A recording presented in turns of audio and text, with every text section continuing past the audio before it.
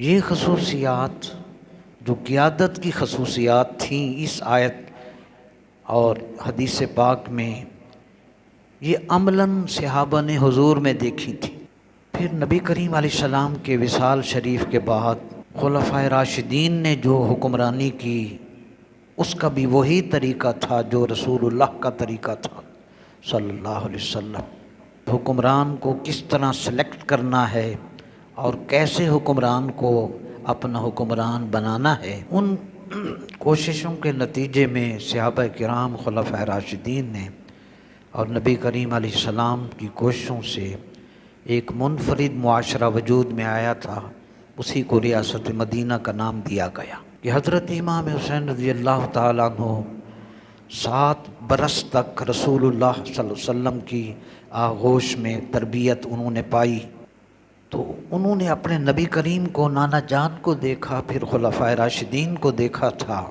اب 1446 ہجری میں ہم بیٹھے ہیں، تو 60 ہجری میں یزید برسر اقتدار آیا۔ تو آپ سب کچھ سن چکے کہ وہ کس طرح کی طبیعت اور کیسی شخصیت کا مالک تھا۔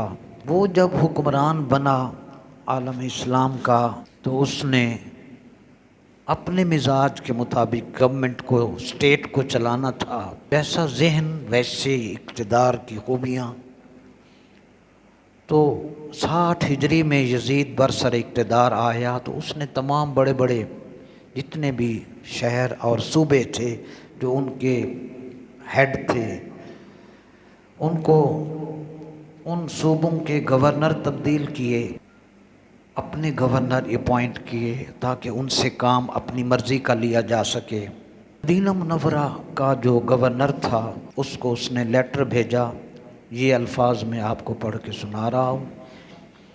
مدینہ منورہ کے گورنر کو جو اس نے لیٹر لکھا، اس کے ورڈز یہ تھے: تیرے پاس میرا یہ خط جب پہنچے تو حسین ابن علی اور عبداللہ بن زبیر رضی اللہ عنہ کو اپنے پاس بلاؤ اور ان سے میری بیعت لو۔ یہ بیعت کا مطلب یہ ہوتا تھا کہ الیکشن کے حوالے سے ووٹ میرا لے، میری حق میں کہ وہ مجھے ووٹ دیں۔